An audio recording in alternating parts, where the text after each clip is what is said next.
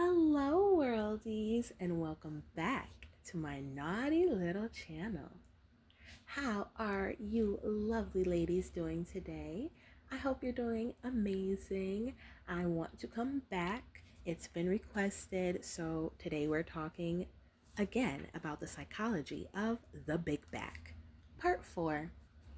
So, with all the things going on politically, I have been thinking a lot about this whole fat phobia conversation that you know it's become very politicized, and it kind of just came to me where I was noticing that they use this ending, phobia, something that you're scared of. And I'm not a big fan of how it seems as though in their mind, instead of them just setting goals, small achievable goals, like, okay, today I will be a big back at breakfast, I'll be a big back at lunch, but at least for my dinner, I will not be a I won't be a big back. I won't be as much of a big back as I usually am. Instead of them just making small changes that they could actually make, their psychology instead tells them, we are going to take the attention off of me and instead put it on you over there. You who's concerned for my health, and I'm going to turn it into a virtue signaling thing. I thought about the fact that with other phobias, people don't assign you're a good person, you're a bad person, you're a bully if you have any of these other phobias. For example, arachnophobia. Comment down below if you're afraid of spiders. I can't say that I'm necessarily afraid of them, but I will say that I've never gotten the message from society that if I was, you know, arachnophobic, that I would be a bad person. However, enter this body positivity movement, and all of a sudden, if you are afraid of fat people, because apparently that's what fat phobia is, if you're afraid of them, you are a bad person. However, something I've been thinking about is, I think it's so unfair that there is not like, I survived working for a big back. I survived being friends with a big back. I survived being victimized by a big back support group. Comment down below if you think we should start one, because I really think that all of these stereotypes people have for fat people, as far as being jolly and kind and well-meaning and warm, is so untrue. I don't think that that's true. And I think 9 times out of 10, when it is true, it's true because they have no other choice. I do think that for them, a lot of times, just the lack of discipline and just, I don't know, the sheer amount of hatred you must have for yourself in order to let yourself get to that point. And okay, to all of the people who are watching me, who have zero nuance, let's be obvious. Let's state the obvious. No, I'm not talking about the people who got fat from medication. Okay, now that we have that out of the way, I'm talking about the fat people who got fat because it just kept being big backs at breakfast, at lunch, at dinner, at midnight. They created a whole new meal, a midnight snack, when honestly, scientifically, you're not supposed to be eating at midnight. You are, like, that's why they call it breakfast, break fast. You're supposed to be fasting. You are supposed to be allowing your intestines to catch their breath. You're supposed to be allowing your esophagus to, I mean, dang, y'all don't ever be in relationships. You don't ever want to put something else down your esophagus. It's always just food, it's always calories. Ah, I feel as though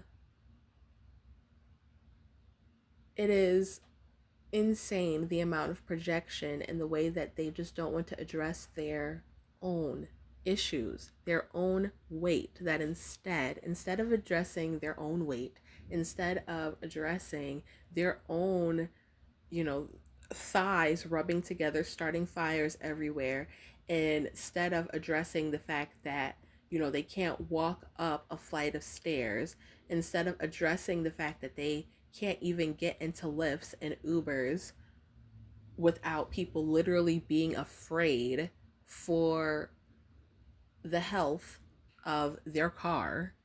It's like, okay, you're not concerned for your health. You want to make this point that, oh, skinny people can be unhealthy too. Okay, fine. But when it comes to my car, I am afraid for the health of my tires. I am afraid. I don't want I don't want you to hop in my car and then it just starts scraping along the highway as I'm trying to bring you to, you know, the bulk food section at, you know, I don't know where you guys shop, wherever people shop. I'll say Walmart. I think Walmarts are lots of places.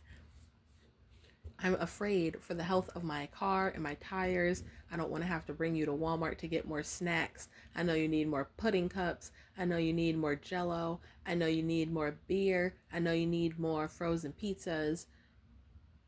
But I'm afraid for the health of my car, and I don't want to let you in my car. I don't like the level of projection that they use. I think that you have to be so, I don't know, what is it? Is it laziness? Is it limiting beliefs that you can't change? Because it's just the sheer amount of pain that they seem to be in when it comes to really keeping the focus and the spotlight on them.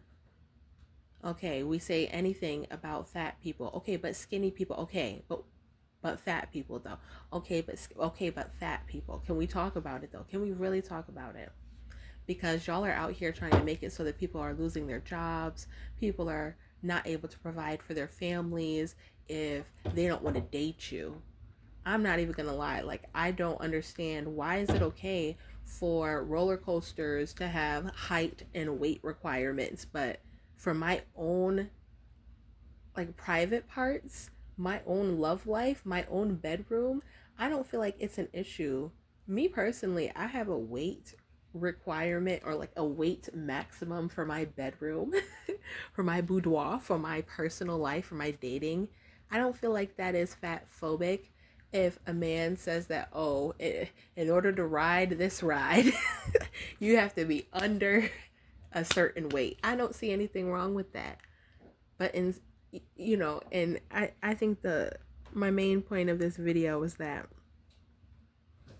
some of us actually are afraid of big backs. And I'm not afraid to say it. I am afraid of big backs. Big backs are actually scary. Like, I don't understand why. Look at even the symbolism in the media. If you're thinking about any type of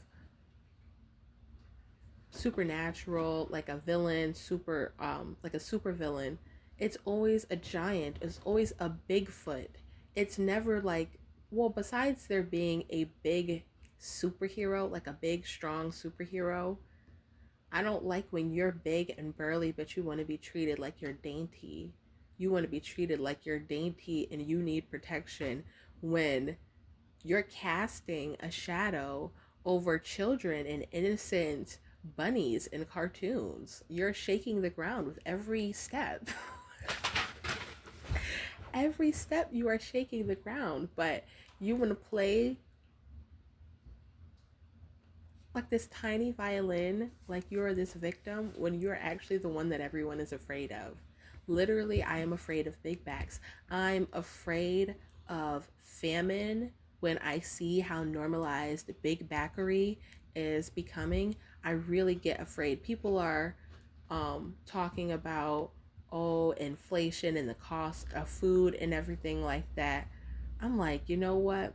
Maybe it's not such a bad thing. Maybe then the big backs will not have as much money for food, and then instead they will have to fast. They will be forced to fast because honestly, I never feel bad when I see a big back complaining about inflation because I'm like, well, to be honest, the reason that the average person thinks food is expensive is because food is expensive right now. The reason big backs think food is expensive is because they their portion sizes are out of control. And so you have to think, just if you, let's say, like, if petite people notice inflation with food, think about what the grocery bill has to be in a big back household when already they were eating in one day the same amount of food that it takes to feed an entire NFL team. One day, that's how much they were eating. And now all of that food is more expensive. So honestly, I think that inflation might be a good thing. And I think that if inflation continues, maybe we will see maybe the United States will stop being one of the leading countries in obesity, and maybe I can finally eat my avocados and my celery in peace and not always be afraid of being publicly ridiculed by a big back because I'm eating things that are green and grow from the earth. I am tired of being, of having food pushers try to manipulate me into gluttony because they would like a partner in crime. I'm not a criminal. I don't want to be your partner in food crimes. I don't want to be your partner in fashion crimes. Um, I just feel like, let me shut up.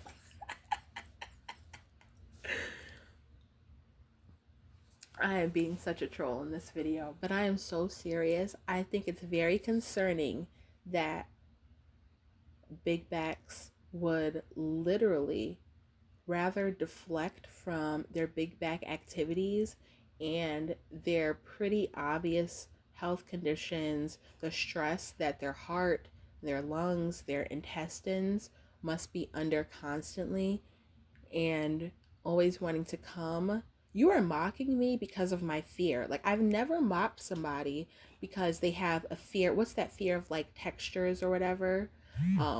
I've never mocked somebody for having a fear of spiders, but you're going to mock me because I am actually afraid of extra large people. Yes, I'm afraid when, like, you have to think about when you're at a buffet.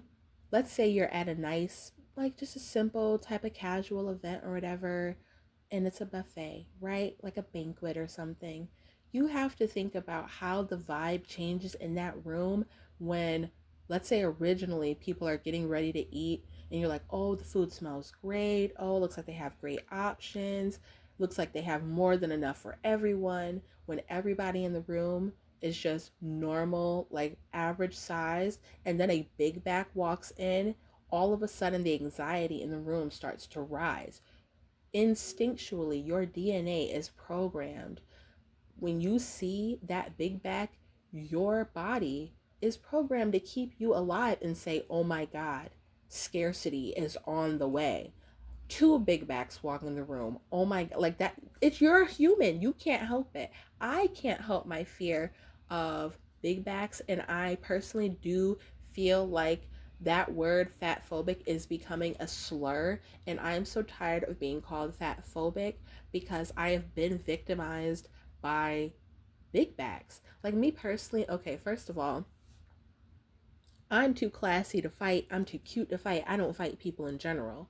But let me tell you something I have always known is that to this day, at my big age, I know how to, like, I know that there are people crazy. Like, I don't play with that road rage. I know people lose their lives sitting there, um, you don't want to let somebody else get the last word. Something that I'm very aware of is that I have things to lose. I have beauty to lose.